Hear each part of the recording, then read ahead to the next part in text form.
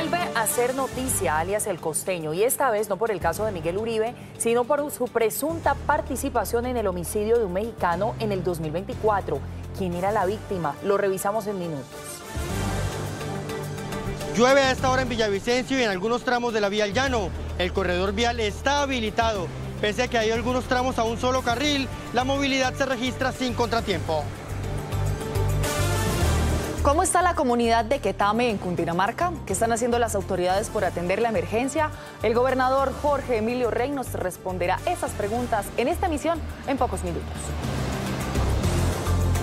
Terror en Santander de Quilichao por ataques con drones contra 2 estaciones de la policía en medio de la gente. Una joven patrullera murió y otros 2 policías resultaron heridos.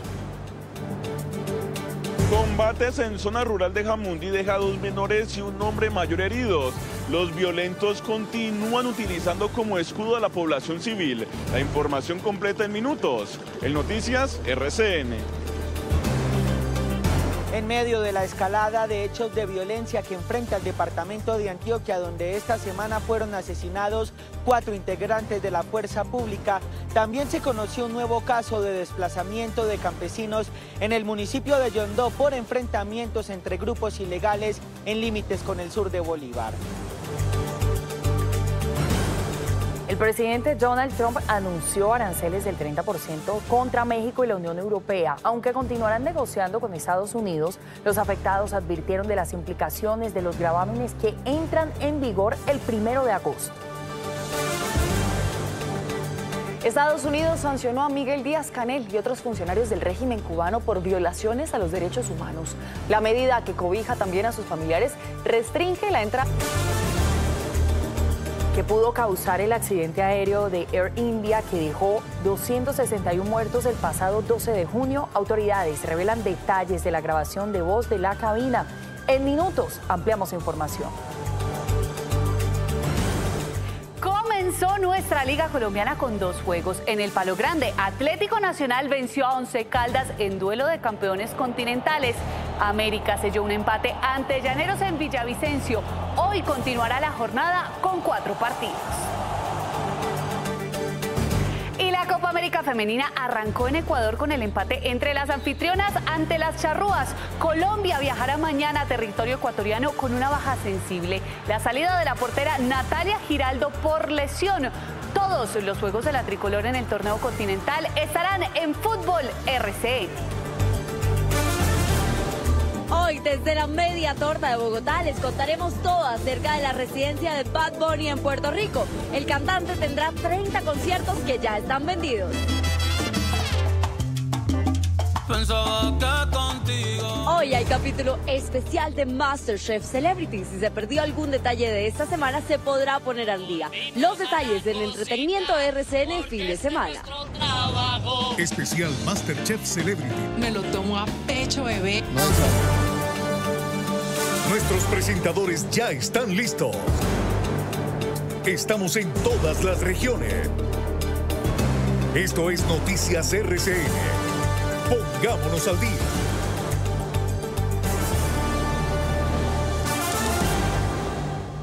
Alias El Costeño vuelve a ser noticia hoy, y no solo por el atentado contra Miguel Uribe y las audiencias por este caso, sino por otro más. Sería también el responsable del asesinato de un empresario mexicano en Medellín. Vamos a revisar esto a fondo y lo que se sabe del caso. Oscar Ramírez, buenas tardes. Usted, como siempre, muy atento a las movidas judiciales en el país. ¿Qué información nos tiene? Paola Rossi, muy buenas tardes. Al alias de Costeño o Chipi ya lo habíamos escuchado en las últimas semanas por su participación en el atentado en contra del senador Miguel Uribe Turbay en Bogotá. Pero ahora vuelve a aparecer en escena por un crimen igual de calculado y letal. Esta vez en Medellín. Es un asesinato de un empresario mexicano en plena zona de rosa de la ciudad. Lo más inquietante es el modus operandi, prácticamente el mismo del atentado en la capital. Coordinación milimétrica, reclutamiento de sicarios extranjeros, roles asignados y una ejecución a sangre fría. Veamos la historia.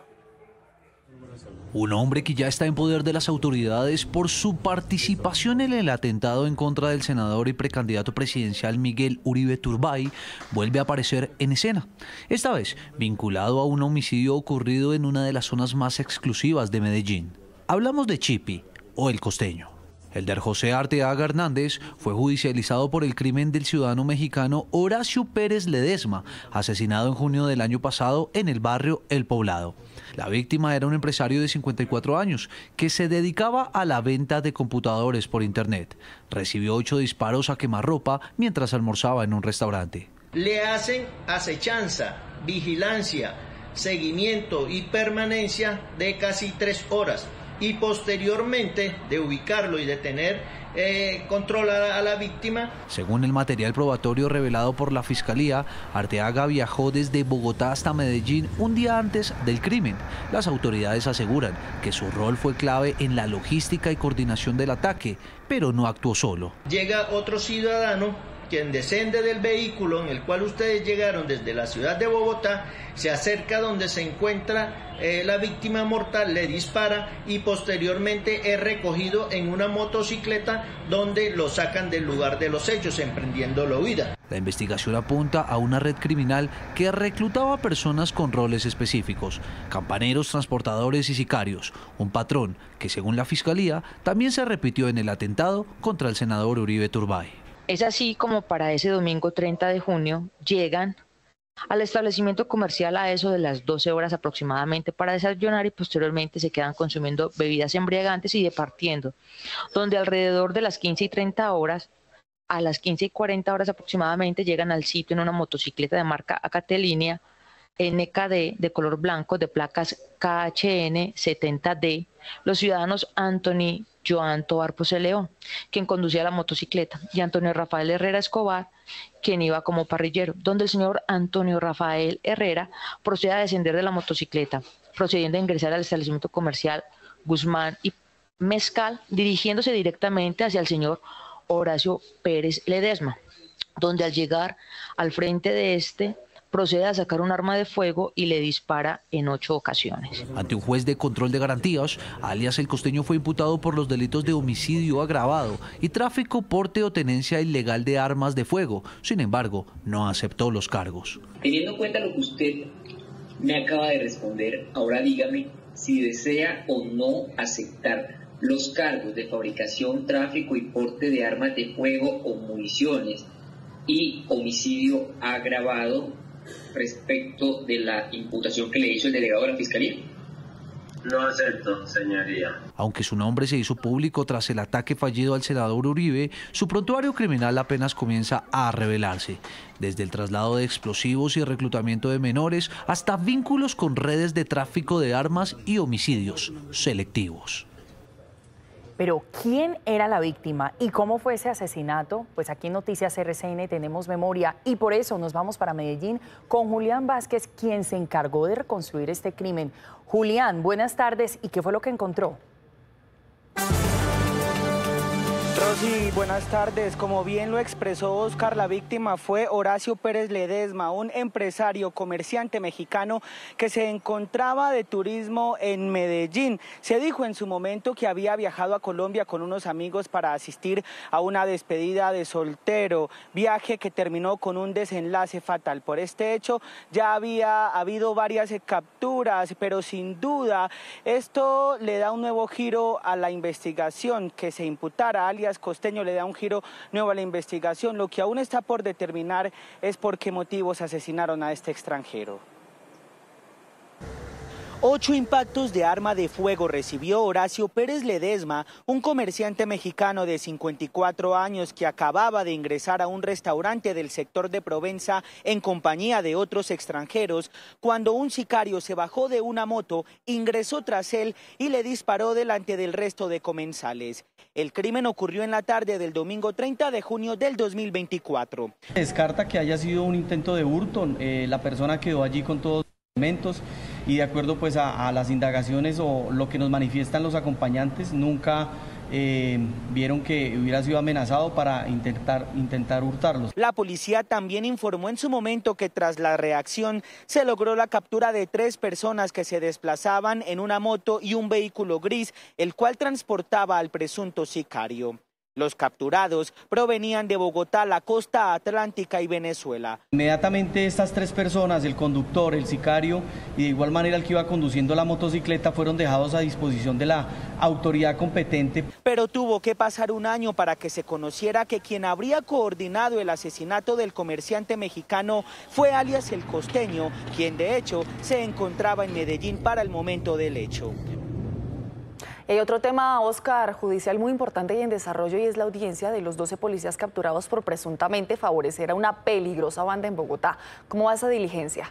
Así es, Paola, pues luego de que fueran capturadas en operativos paralelos, el comandante del CAI de Gorgonzola aquí en la capital y 11 uniformados más de la estación de Puente Aranda, un juez de garantías legalizó estas capturas. Al parecer estarían involucrados en una red de corrupción al interior de la institución. Sin embargo, en los últimos minutos, las audiencias fueron suspendidas y continuarán el próximo lunes en horas de la mañana. Nosotros, por supuesto, estaremos muy atentos a esta importante noticia, Paula. Oscar, le recibo yo. Muchísimas gracias por esta información y vamos a revisar más noticias del país y de nuestras regiones. Ya tenemos las 12:39. La otra noticia del día, sin duda, es la vía Bogotá-Villavicencio, otra vez presentando afectaciones y varios cierres. Ustedes saben que el colapso de este importante corredor sin duda afecta a miles de viajeros, pero también golpea la economía. Vamos a revisar la situación a esta hora y nos conectamos con James Almanza. James, adelante. Hola Rosy, televidentes, buenas tardes. Hay que decir pues que por fortuna hoy la vía amaneció abierta, esta vía al llano que estuvo cerrada por más de 16 horas, desde la medianoche del pasado jueves hasta ayer sobre las 5 de la tarde. Y quiero mostrarles, este es el panorama, están abiertas los 2 carriles, los 2 sectores entre Bogotá y la ciudad de Villavicencio, y este es el boletín más reciente que entrega la concesión Coviandina, indicando que ahí pasó un carril en el kilómetro 36 más 900 y pasó un carril también en el kilómetro 38, donde aún se adelantan labores de limpieza, Rosy, porque hay que decir, fueron 18 puntos de afectación, deslizamientos de ladera, caída del lodo, árboles y material. Hablamos precisamente con el comandante de carreteras de Meta, quien nos indica cómo está la movilidad en la vía Bogotá-Villavicencio. La Seccional de Tránsito y Transporte del Departamento del Meta se permite informar a todos los usuarios viales que la vía Villavicencio-Bogotá se encuentra operando con total normalidad. Les recomendamos estar informados a través de la cuenta X de Coviandina. Rosy, pero las fuertes lluvias en la región no solo tuvieron afectaciones en la vía al llano, también se presenta una situación muy crítica, esto en el municipio de Quetame, Cundinamarca, pues un enorme deslizamiento se llevó la vía principal que comunica a Puente Quetame. Recordemos, esta es la zona comercial que está sobre toda esta vía al llano, pero la cabecera urbana, la zona de este municipio Quetame es en la parte alta del municipio, pues estas familias no tienen cómo encontrarse, cómo llegar, porque, como les digo, un deslizamiento se llevó la vía principal. La situación en Quetame, Cundinamarca es crítica. Un enorme deslizamiento producto de las lluvias tiene incomunicados al casco urbano de Quetame y a Puente Quetame, la zona comercial del municipio. Ha colapsado totalmente la vía que conduce de Puente Quetame a Quetame, quedamos incomunicados toda la comunidad. Los habitantes comienzan a sentir la desesperación ante el aislamiento y la falta de acceso a servicios básicos. Nuestros niños no tienen cómo ir al colegio, estamos incomunicados con el sector de Quetame, no tenemos cómo llevarle el alimento diario a estas familias, no tenemos cómo comunicarnos con los hospitales, con los bancos. En este video se observa cómo la furia del Río Negro se llevó la vivienda de doña Luzmeri, propiedad por la que trabajó toda su vida.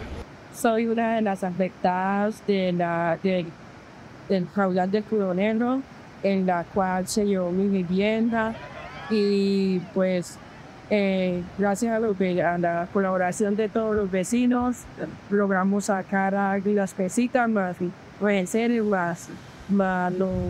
lo demás el río se lo llevó. Hoy las 24 veredas del municipio registran afectaciones. Sus habitantes claman por ayuda a las autoridades. Pues James, como bien usted lo dice, la situación en Quetame es absolutamente compleja y por eso es un gusto saludar a Jorge Emilio Rey, el gobernador de Cundinamarca. Gobernador, buenas tardes y bueno, entréguenos un primer balance tras estas emergencias. Bueno, buenas tardes para todos. Tenemos una situación bastante importante en la provincia de Oriente, 7 municipios afectados y sigue lloviendo en Medina y Paratebueno, que además de la emergencia del sismo está siendo afectada por vendavales y por lluvias frecuentes. En la provincia del Oriente estuvimos trabajando fuertemente, tratando de hacer una caracterización de los daños, mirando efectivamente cuál es el grado de afectación. Tenemos viviendas afectadas, aproximadamente 10 viviendas en diferentes municipios. Tenemos vías rurales afectadas, vías de interconexión, especialmente entre Quetame y Puente Quetame, donde la vía desapareció, producto de un deslizamiento de la montaña que taponó el río Contador y el río llegó al nivel de la vía y se la llevó completamente. Y tenemos también algunos cultivos, algunos proyectos productivos agropecuarios que han salido afectados. Sí, gobernador, y para el municipio de Quetame como tal, ¿cuál es el balance y qué están haciendo? Bueno, necesitamos de la ayuda del Gobierno Nacional, de la Unidad Nacional de Gestión del Riesgo, para poder hacer esa nueva vía de interconexión entre la vía concesionada al llano y el municipio de Quetame.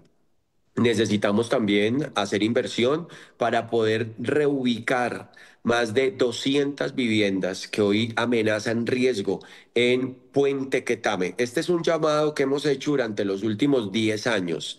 Se ha venido diciendo que la solución puede llegar a ser la construcción de un muro sobre el borde posterior de estas viviendas y cuidando, protegiendo del golpe permanente del río que socava la estructura de las mismas.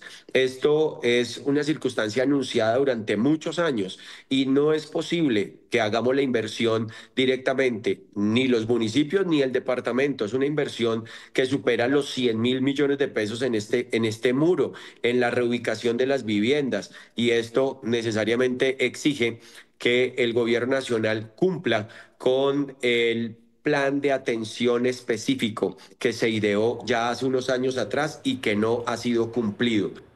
Usted habla, gobernador, de la construcción de un muro, también de este plan de atención, pero ¿hay desde la gobernación algún plan de acción para evitar estas situaciones? En este momento tenemos 25 equipos de maquinaria amarilla trabajando en diferentes puntos de la geografía de la provincia de Oriente, especialmente en el municipio de Quetame. Pretendemos restablecer la comunicación vial, ya no por Puente Quetame, sino por el municipio de Fomique, en donde pueden de alguna otra manera ingresar suministros y también tener un corredor de ayuda humanitaria, especialmente para servicios médicos, porque Quetame quedó totalmente incomunicado, lo que significa que necesitamos tener una vía alterna que permita el ingreso de este tipo de ayudas. Bueno, y es justamente la situación que se está viviendo en el departamento. Hay varias zonas como en Medina y Paratebueno que luego del sismo han quedado afectadas. Al gobernador Jorge Emilio Rey, gracias por estar aquí con nosotros en Noticias RCN. Pero las lluvias también están generando estragos en otras regiones. En Galera, Sucre, más de 400 familias están damnificadas por inundaciones. Varios arroyos se desbordaron. Delfina Benavides, ¿qué dicen las autoridades? ¿Ya les llegó las ayudas a los damnificados? Hola, ¿qué tal? Es un gusto saludarlos. El departamento de Sucre atraviesa por una intensa temporada de lluvias, lo que ha provocado inundaciones en varios sectores. Una de las zonas más afectadas es el municipio de Galeras, que hasta el momento deja 470 familias damnificadas. El perímetro urbano es el más afectado debido al desbordamiento del arroyo Pelincú. Inundaciones en áreas urbanas y rurales son el resultado de una temporada invernal inclemente. El arroyo Pelincú se desbordó. Su fuerza arrastró cultivos y animales domésticos. Teníamos 2.300 gallinas, nos quedaron 2.000 gallinas, todas se ahogaron. Se nos ahogaron unos 70 patos y perdimos unos 4 bultos de purina y una cantidad de enseres. Las vías de acceso quedaron convertidas en ríos tras las inundaciones, mientras que los habitantes del municipio intentaban salvaguardar sus pertenencias en medio de la emergencia. Ya este arroyuelo lanza el agua con tanta fuerza que penetran a las partes impenetrables. Aquí tenemos un ejemplo. Esta granja hacía años que no se anegaba. Y hoy aquí en el fondo podemos ver la catástrofe. 470 familias han resultado damnificadas. La fuerte temporada invernal ha afectado a niños y a adultos en medio de un panorama tan incierto como desolador. Vamos a hacer todo lo posible para mitigar todo este riesgo que representa a veces los estados de la naturaleza. Le pedimos a la gente que acate las recomendaciones que se hagan por parte de la Unidad Departamental y Municipal de Gestión de Riesgos. El censo de las familias afectadas avanza mientras los trabajos con maquinaria amarilla buscan reducir el riesgo para la población. Las lluvias en el departamento de Sucre continúan mientras aumenta el riesgo de nuevas inundaciones. La Unidad de Gestión de Riesgo Departamental nos confirmó hace unos minutos que los municipios de Coveñas y San Juez también han reportado inundaciones. Esto desde Sincelejo les informó Delfina Benavides, Noticias RCN. Delfina, gracias. Y miren, el represamiento de la quebrada Afilangayaco en la vereda San Sebastián, en la parte alta del municipio de Colón, en Putumayo, ocasionó un deslizamiento en masa, el cual llegó hasta el municipio. Según organismos de socorro, hay al menos 50 familias damnificadas.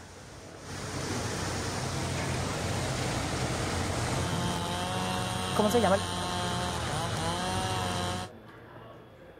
Muy bien, y vamos a seguir haciendo un recorrido por nuestras regiones. Miren, estamos en Bucaramanga con Camilo Santos, Diego nos acompaña en Cali, en Popayán, Carlos Andrés Gómez, en Gachantivá está nuestra querida compañera Pilar, que nos está acompañando desde ese punto. Vamos a comenzar en Santander porque se eleva el clamor desde los mandatarios locales al Invías para que intervenga de forma inmediata la Nacional Vía de Bucaramanga a Bogotá, especialmente en la jurisdicción del municipio de Websa, por una gigantesca falla que amenaza con dejar incomunicado a uno de los corredores viales más importantes. Camilo Santos, usted habló con uno de los alcaldes, ¿qué le dijeron? Así es, Rosy, ¿qué tal? Muy buenas tardes. Bastante preocupados están los alcaldes, especialmente del sur del departamento de Santander, por esta grave situación que se vive en una de las vías más importantes del nororiente colombiano, la vía Bucaramanga-Bogotá. Una grave situación que se está viviendo a la altura del municipio de Websa, donde hay una falla geológica y debido a las constantes lluvias, pues esta situación ha venido empeorando. También en el lugar hay cantidad de huecos en diferentes puntos, por lo que piden autoridades nacionales intervención inmediata. Lo ha manifestado el alcalde. Sigue lloviendo en esta zona y Santander queda incomunicado al sur del departamento. No es por ser mala ave de mal agüero, pero unos 4 aguaceros más y no tendremos vía. Es la preocupante advertencia que hace el alcalde de Websa, quien asegura que la falla geológica registrada en la vía entre San Gil y Barbosa está creciendo y amenaza con dejar incomunicado el sur del departamento. Ya se está abriendo y no solo eso, está generando una falla geológica a nivel de eso. Estamos en riesgo de que no se pueda transitar por esa vía y lo peor es que no tenemos vía alterna. Vemos este trancón que se ha generado ya más de 30 minutos. Diariamente son miles de vehículos represados en esta zona debido a que por la pérdida de banca más del 30% del asfalto está destruido. La grave situación perjudica a todo el territorio. Nos reunimos con 16 alcaldes que tienen que ver con ese corredor, muy preocupados porque el mantenimiento no ha llegado a sitios, por ejemplo, Websa, donde está que se va la banca totalmente, porque todavía hay huecos que no se han tapado, generando un riesgo para la vida de las personas. Autoridades reiteran el llamado a entes nacionales por la cantidad de huecos y hundimientos registrados en varios puntos de la vía que han ocasionado accidentes. El llamado a Invías, el llamado al gobierno nacional, a la ministra de Transporte, a que mire con buenos ojos a Santander, a que mire esas vías que hoy se conectan con los diferentes municipios. El problema se agrava por las lluvias frecuentes en el área que amenazan con provocar deslizamientos. Miren, y no solo la preocupación de mandatarios locales, de la comunidad, también de agricultores, de personas y comerciantes que dependen justamente en su economía al 100% de esta importante vía, por lo que requieren una intervención inmediata. La información que registramos desde la ciudad de Bucaramanga. Rosy, usted tiene más de Noticias RCN. Muy buenas tardes. Muy buenas tardes, Camilo. Gracias por la información. Y ayer en Santander de Quilichao fue asesinada una patrullera de la policía. Los violentos usaron drones para lanzar explosivos a la estación de El Limonar cuando la mujer iba saliendo de turno y fue alcanzada por la explosión. Carlos Andrés, usted habló con la familia de la uniformada. ¿Qué le dijeron? Buenas tardes. Rosy, televidentes, buenas tardes. Pues miren, es una familia oriunda del macizo colombiano. Ellos están devastados por la muerte de su hija, la patrullera Marjorie Ramos Mamián. Y es que han sido unas horas muy difíciles para los habitantes de Santander de Quilichao, la segunda ciudad más importante del departamento del Cauca. Han estado bajo constantes ataques con drones de las disidencias de las FARC. Como atacan los cobardes, por la espalda. Así le lanzaron el explosivo rudimentario que le cobró la vida a una valiente mujer que estaba preparada para encarar la guerra. Muy entregada a su carrera, muy estricta en lo que le enseñaron allá. Ella venía y practicaba con nosotros, nos enseñaba a ser ordenados, sean ordenados, sean unidos como familia. Y eso es un recuerdo de mi hija, es todo lo bueno. Esa intuición de madre que nunca falla salió de su pecho para pedirle que dejara a un lado la fuerza. No, ella era mamá, dijo acá, y hasta yo le comenté, le dije, mija, ¿por qué no tomar la decisión de retirarse o tomar otra? No, dijo mamá, dijo, acá me quedo. Acá me quedo, yo acá no, de acá no salgo. Dijo, si salgo de otra manera, pero yo no salgo de acá fácil, me dijo. De acá no me sacan fácil. Eso fue lo último que me dijo.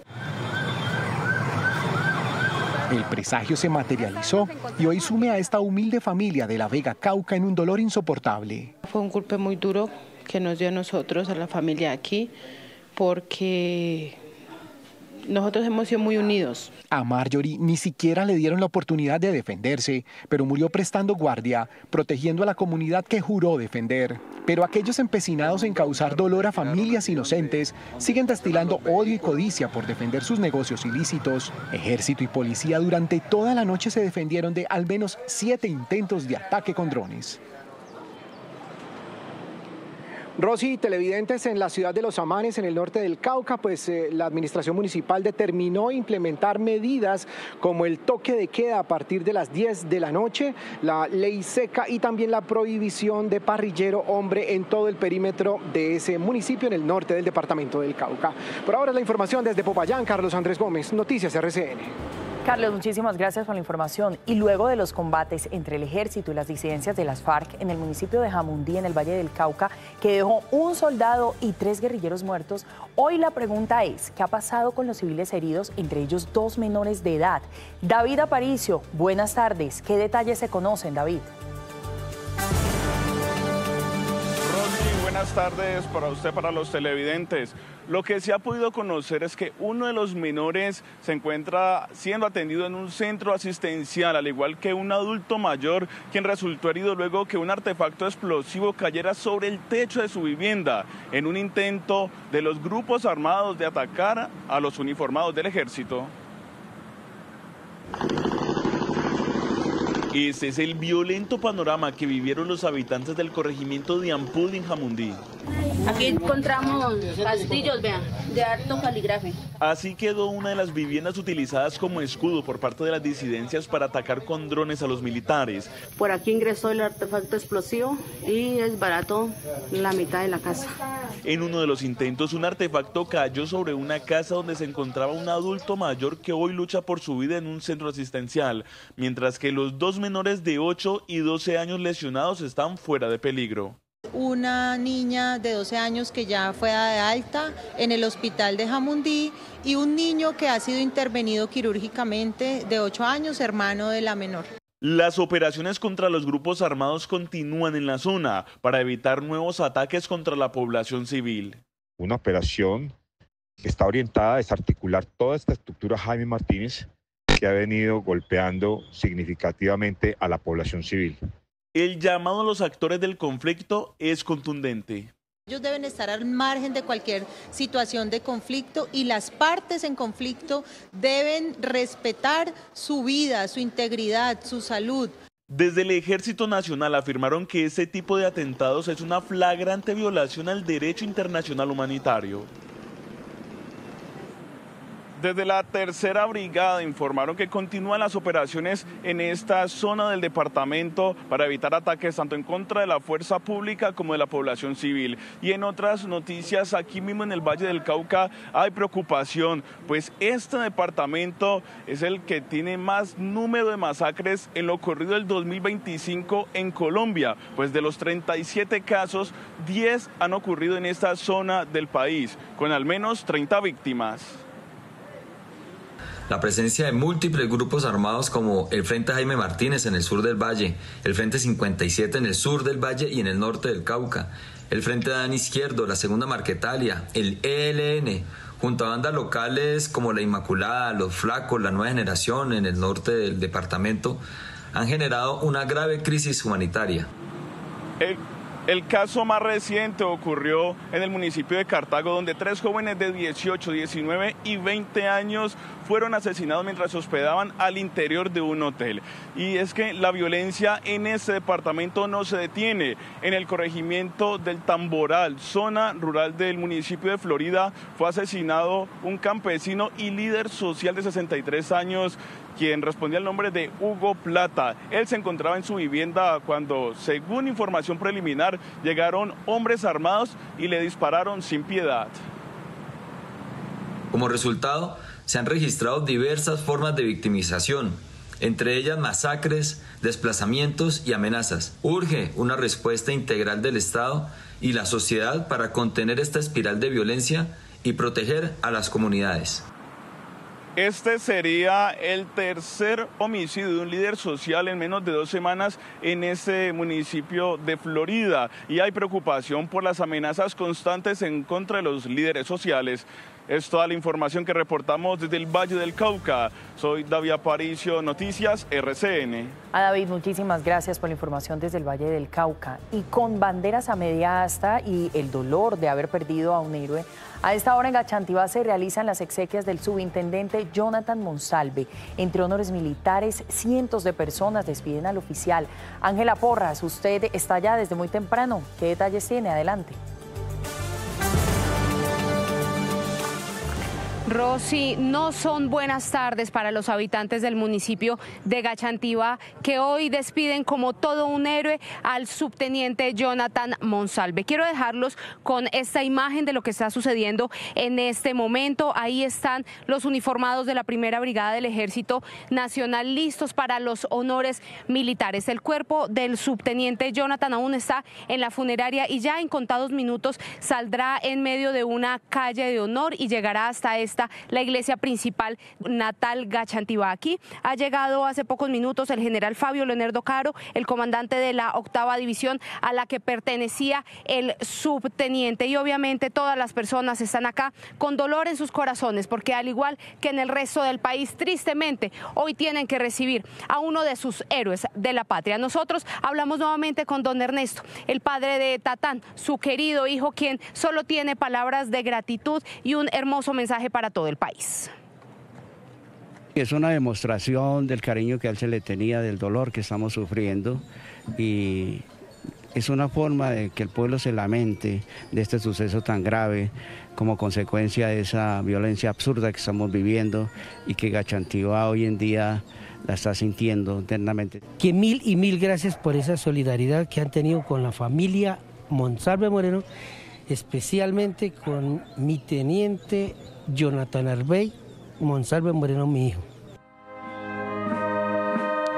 Paola, usted está viendo ya en estos momentos inician los honores militares y bueno, se va a desarrollar entonces todo lo que tiene que ver con las exequias del subteniente Jonathan Monsalve. Por el momento esta es la información desde Gachantivá. Ángela Porras, Noticias RCN.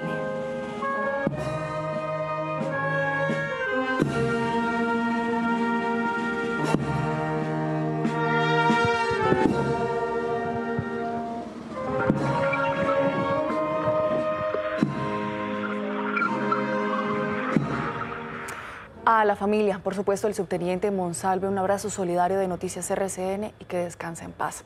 Cambiamos de tema porque en el Magdalena Medio antioqueño, enfrentamientos entre grupos armados obligaron a 65 campesinos a desplazarse hacia el casco urbano del municipio de Yondó. Allí las autoridades advierten que habría otras 200 personas en riesgo. William Vázquez, ¿dónde están estas familias? Buenas tardes. Paola, en la casa campesina del municipio de Yondó se encuentran albergados estos campesinos que no tuvieron otra opción que empacar su ropa en bolsas y morrales y salir desplazados hacia el casco urbano. Están siendo atendidos por la alcaldía, que ha expresado dificultades para atender esta crisis humanitaria, pues habría superado las capacidades del municipio, con el agravante de que se espera la llegada de más familias desplazadas en las próximas horas. En camionetas que prestó la comunidad fueron llevadas a la casa campesina de Yondó las 65 personas, incluidas sus mascotas, que salieron desplazadas de la vereda Puerto Matilde, donde se habrían presentado enfrentamientos entre el ELN y el Clan del Golfo. Encontramos niños desorientados prácticamente, personas que todavía tenían el trauma de los impactos de las bombas debido a esta confrontación de los grupos armados. Las autoridades temen que en las próximas horas incremente el número de familias desplazadas como consecuencia de la confrontación, que también tendría afectadas varias poblaciones del sur de Bolívar. Nos comentan que hay otras veredas aledañas en la cual hay comunidades que también quieren ser evacuadas, en la cual vamos a tener más desplazados en los últimos momentos. El ejército denunció que en medio de estas confrontaciones, Sonson, un perro antiexplosivos que apoyaba operaciones en el sitio, sufrió la amputación de una de sus patas tras pisar una mina. En el momento en que el perro se fue a sentar, pues lamentablemente accionó el explosivo y pues lamentablemente solo una de sus extremidades. Estos hechos se suman al difícil panorama de orden público que enfrenta el departamento de Antioquia, donde solo esta semana fueron asesinados 4 integrantes de la fuerza pública.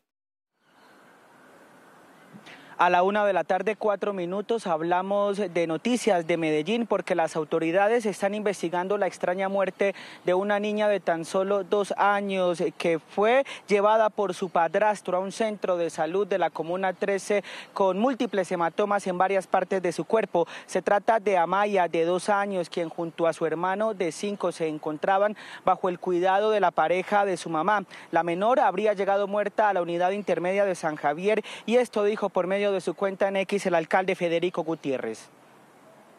Fue valorada por profesionales de la salud, quienes no certificaron la muerte debido a que presenta múltiples hematomas en diferentes partes del cuerpo. También se está en valoración médico-legal por aparente abuso sexual.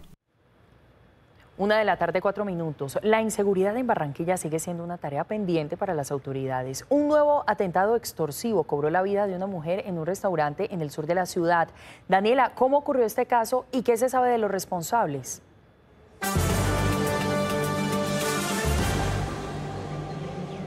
Rosy, la situación es sin duda preocupante. Este caso se reportó en el barrio La Paz, en el sur de Barranquilla. Cámaras de seguridad de este establecimiento comercial captaron el momento en el que este delincuente ingresó al restaurante, desenfundó su arma y sin ningún tipo de remordimiento disparó contra la cajera, que simplemente cumplía con su jornada laboral. Las autoridades ya han activado un grupo que inicie todas las investigaciones correspondientes, pero hasta este momento no se sabe absolutamente nada del responsable.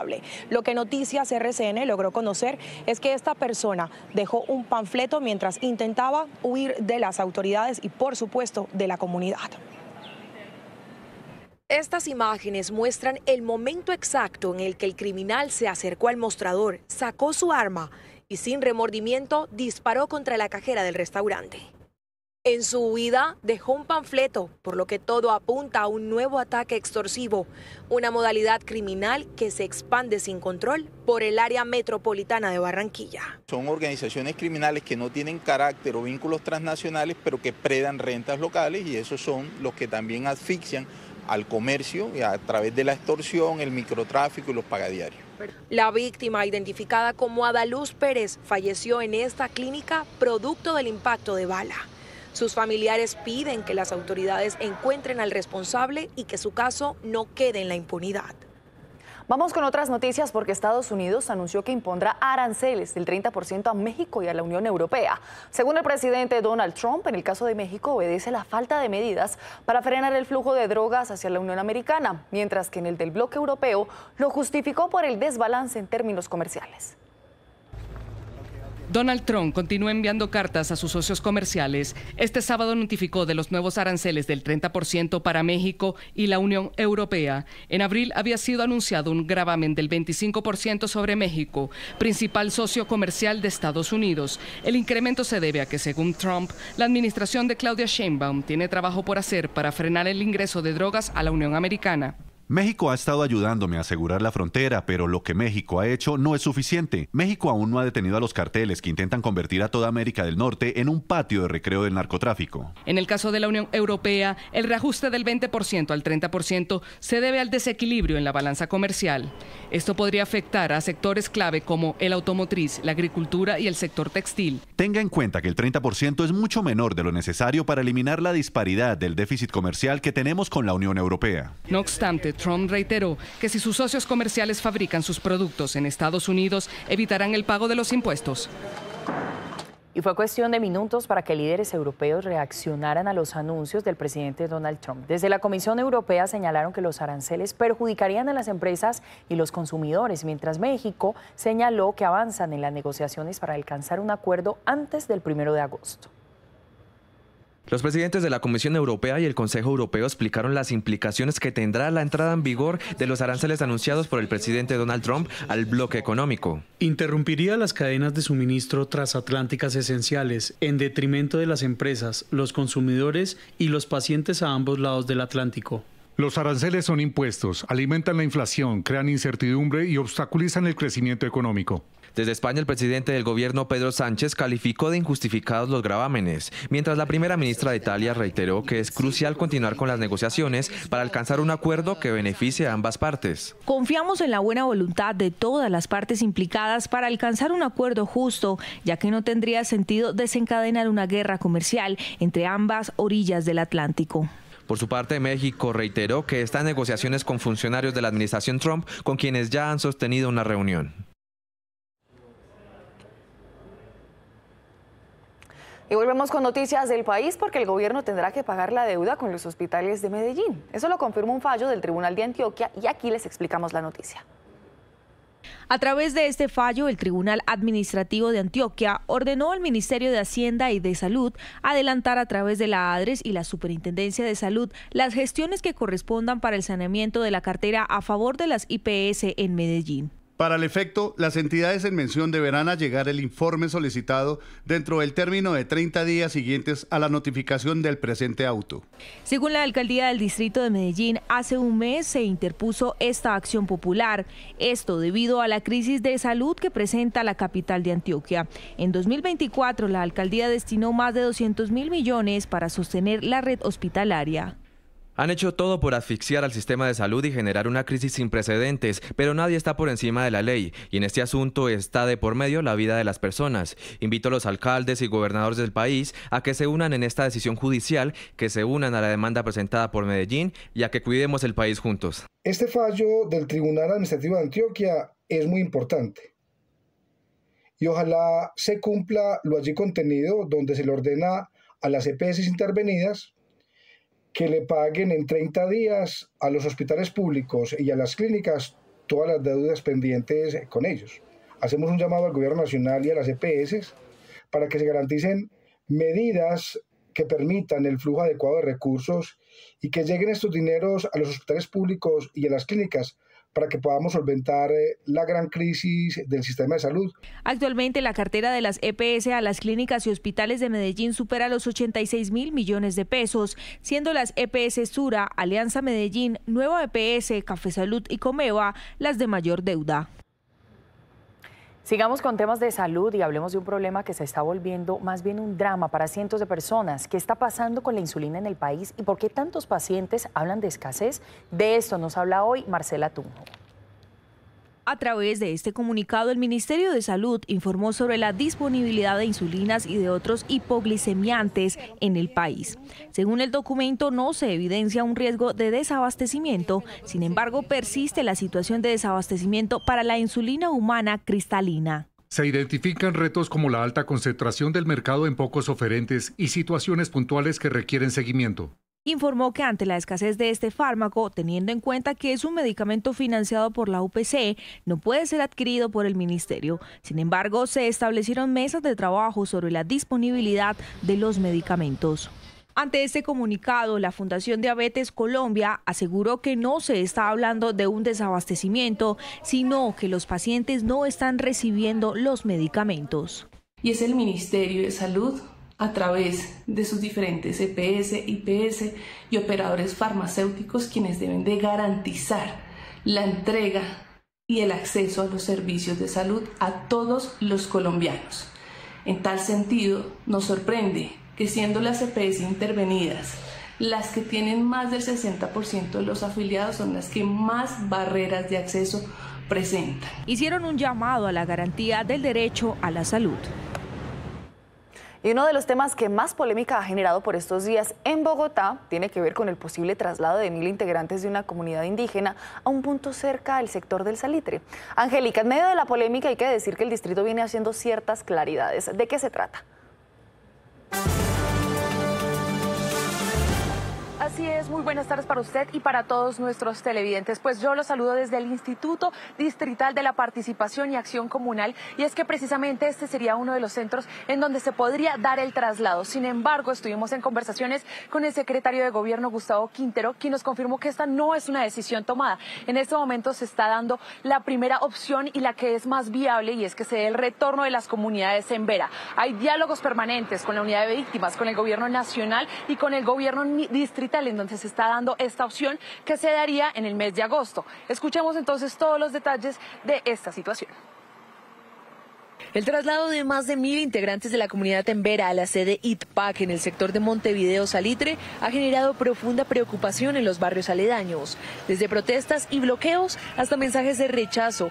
El caso ha encendido el debate sobre convivencia y derechos humanos. Nosotros sabemos y entendemos que la comunidad Embera tiene derechos, pero claramente la comunidad de Ciudad Salitre también tiene derechos. La invitación es que nos sentemos y verifiquemos otros predios donde se les pueda garantizar las condiciones dignas a los Embera y no generemos nuevos problemas. Sin embargo, la decisión aún no está tomada. El anuncio se dio únicamente en torno a la idoneidad del lugar para estas comunidades. Sin duda, el predio del IDEPAC es un predio adecuado, idóneo, habría que hacerle ajustes, pero ese camino apenas arranca. Se necesita todavía la verificación por parte de las comunidades en Vera, se necesita todavía la viabilidad administrativa, jurídica. Sin embargo, la prioridad en este momento es que la comunidad retorne a sus territorios, opción que se está trabajando en reuniones con el Gobierno Nacional. Lo más importante es el retorno. La mesa de trabajo de ayer, la mesa de trabajo del miércoles generan expectativas bastante positivas.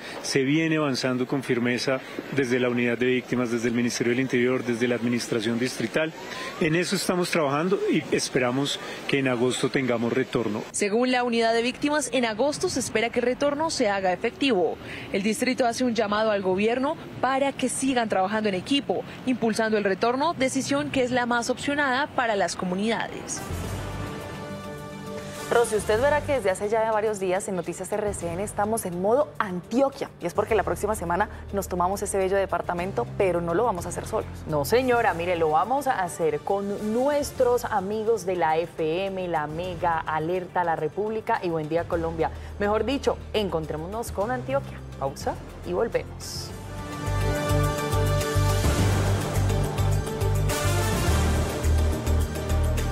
Ya está. 22 minutos, revisemos más noticias porque nos preguntamos qué está pasando en las vías de Bogotá. ¿Por qué son cada vez más frecuentes los casos de intolerancia en las calles? El tema sin duda nos debe llevar a una reflexión y por eso es que vale la pena que veamos este informe de Paula Sabogal. La intolerancia en las vías de Bogotá ha venido escalando a tal punto que se ha hecho paisaje encontrar este tipo de situaciones a cualquier hora del día. Los casos van desde simples altercados y discusiones hasta violentas riñas y agresiones en las que decenas de personas han resultado gravemente heridas y con secuelas psicológicas severas por la falta de tolerancia entre actores viales. Según las autoridades, cada día al menos se reportan 10 casos de agresión en vías, como el de esta mujer que fue sorprendida cuando un sujeto atacó su carro y a ella cuando se movilizaba junto con su hijo. Cuando yo llego ahí donde voy a voltear, el señor está afuera de su carro me agarra el carro a golpes, me hunde el bumper, me comienza a quitar la luna izquierda de mi carro, no puede. Saco una llave tubular, da la vuelta, le comienza a pegar el vidrio tampoco le cede, comienza a patearme en las puertas. Un estudio de la Universidad de los Andes revela cómo el deterioro de la salud mental podría influir en este fenómeno. La investigación concluye que el 36% de los bogotanos presenta síntomas depresivos a causa de la congestión vial en la ciudad, que se asocian también a otros trastornos como fatiga crónica y estrés. Nuestra cotidianidad es muy importante y la congestión, por ejemplo, también esa incertidumbre en los tiempos de espera están asociados con estrés y con fatiga crónica. Y muchas veces también con deprivación de sueño. Esto todo sí puede llevar a comportamientos que sean más agresivos. Desde varios sectores se piden acciones urgentes para evitar la naturalización de este tipo de hechos. Por eso es urgente fortalecer la cultura ciudadana en Bogotá, los mecanismos de resolución pacífica de conflicto y los programas de salud mental. La intolerancia no puede seguir cobrando vidas ni dejando ciudadanos en estado de terror psicológico. En la capital, las localidades más afectadas por las riñas en todos los escenarios son Kennedy, Ciudad Bolívar, Santa Fe, Bosa y Suba.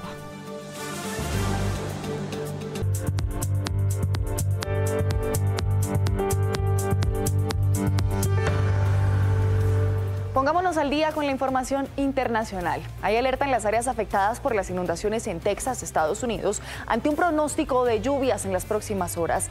La cifra de fallecidos por la emergencia asciende a 129 y cifran en más de 160 los desaparecidos. Las tareas de recuperación continúan en la zona devastada.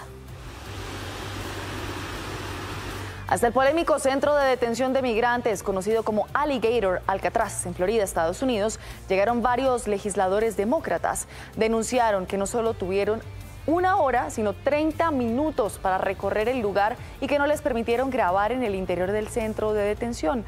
Describieron además las difíciles condiciones que viven los allí detenidos. Hace un calor brutal. Como todos podemos ver, hay insectos por todas partes. Estas no son condiciones en las que se debería poner a nadie. Tenemos otro capítulo oscuro ante nuestros ojos. Se trata principalmente de jóvenes hispanos alojados en condiciones infrahumanas en ese centro. No se trataba de construir una instalación para gestionar la inmigración. Se trataba de construir una instalación en medio de los Everglades a propósito. Era con esa intención, era un mensaje. Estados Unidos emitió por primera vez una sanción contra el presidente de Cuba, Miguel Díaz-Canel. Le fue restringido el ingreso a ese país, tanto a él como a otros funcionarios cubanos y sus familias, por participación en violación a los derechos humanos. Washington también añadió varios hoteles a su lista de alojamientos restringidos a ciudadanos estadounidenses por estar vinculados con el régimen de la isla. Partido Comunista de Cuba. A continuación, Miguel.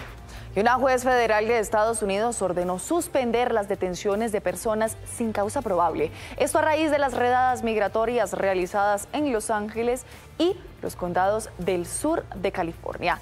También pidieron al Departamento de Seguridad Nacional que adelanten un plan para que los agentes determinen una sospecha razonable para realizar las detenciones sin que se basen en la raza, el idioma o la profesión.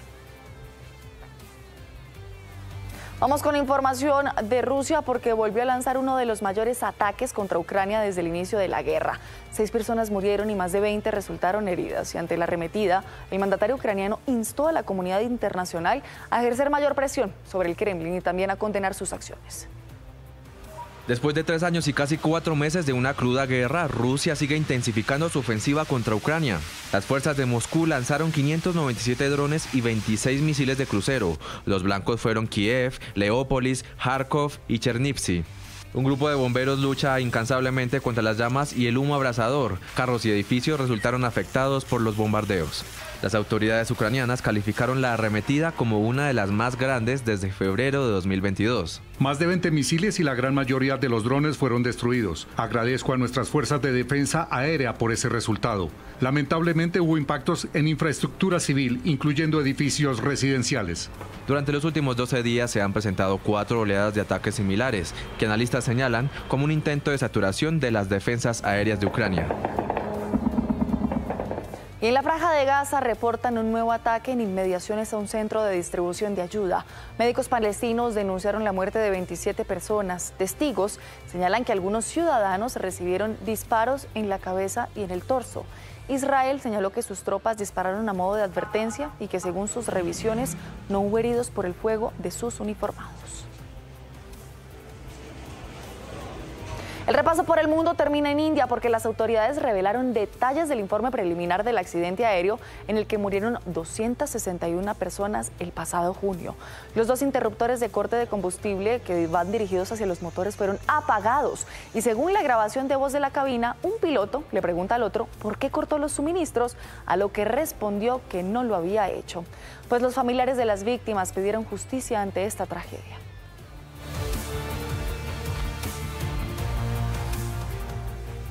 Tres minutos nos separan de las 2 de la tarde. Volvamos con noticias nacionales. En Cartagena, el Hospital Universitario del Caribe, uno de los de mayor capacidad instalada en la región, alertó que se encuentra trabajando al límite de su capacidad. Al parecer, los ciudadanos estarían demandando mayor atención en los servicios médicos.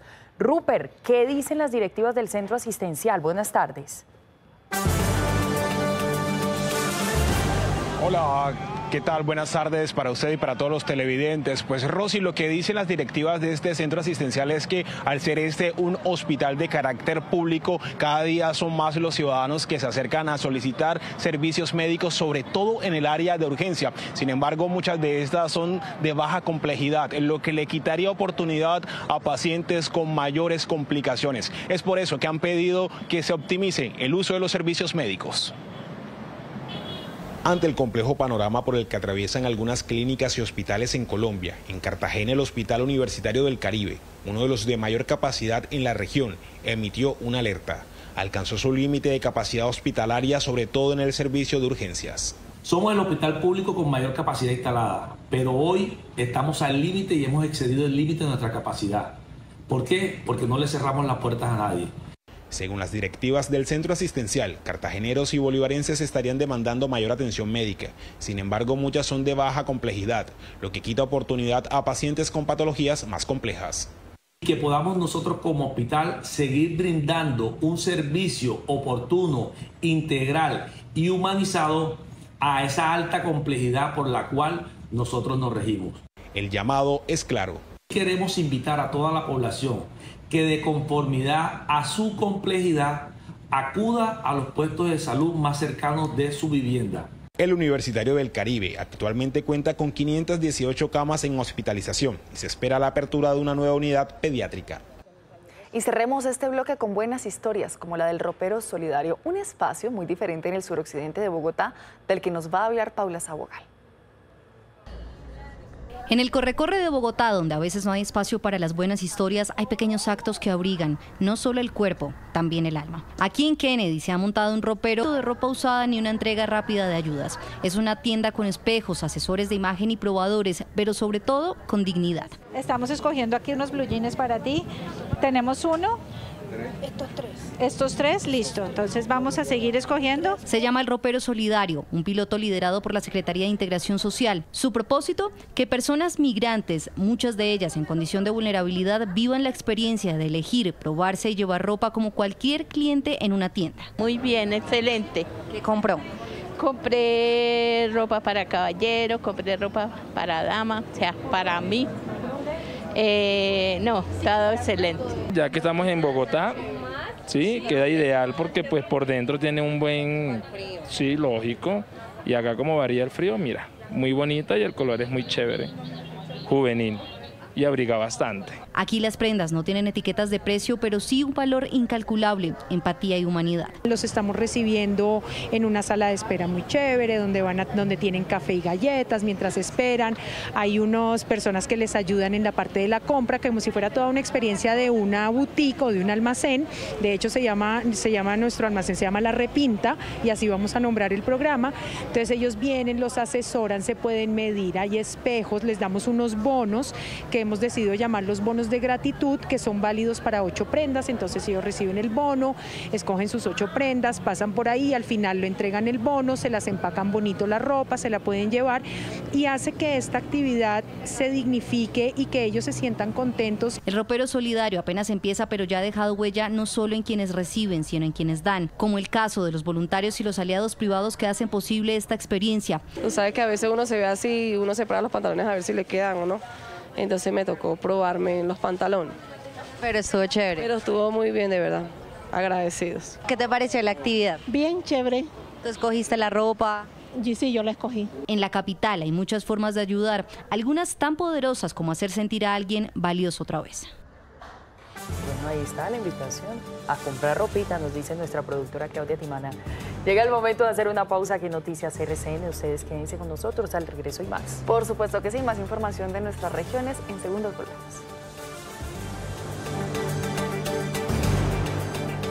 Hola Rosy, encontrémonos en Antioquia y encontrémonos con el talento de los más de 600 empresarios de los 32 departamentos que participan de Expo Artesano, feria que inició ayer y que va hasta el 20 de julio en el Centro de Eventos Plaza Mayor de Medellín. Aquí literalmente usted va a poder encontrar de todo, como por ejemplo tejidos en macramé, como el que hacen Pablo y su mamá doña Gloria. Y rápidamente, Pablo, yo quiero preguntarle por qué es importante que apoyemos y valoremos lo hecho a mano, las tradiciones.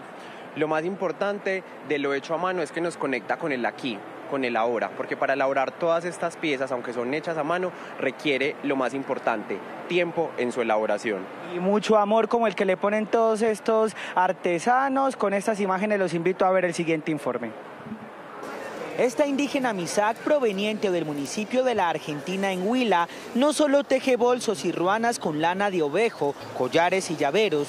Sus manos también tejen la historia de su comunidad. Es algo pequeño para lo que nosotros mostramos, pero es una oportunidad muy chévere porque nos hacemos ver y nos hacemos reconocer ante la gente. Expo Artesano es la segunda vitrina comercial más importante del año para los comerciantes. De los 600 participantes, 40 son de Medellín. Una cosa impresionante, me quedo aterrado y de ver de estos artesanos el trabajo, valorarlos por su emprendimiento tan hermoso que ellos hacen. El artesano está lleno de arte, se notan las horas de trabajo que le ponen, todo es maravilloso, lleno de colores, es espectacular, de todo, para la casa, artesanías, para uno, aretes, hay de todo. 40.000 asistentes son esperados en Expo Artesano, feria que le dejará a la ciudad una derrama económica que supera los 2,8 millones de dólares. Ya lo saben, hasta el 20 de julio se extenderá Expo Artesanos en el Centro de Eventos Plaza Mayor en Medellín, lugar desde el que hacemos una pausa comercial en Noticias RCN.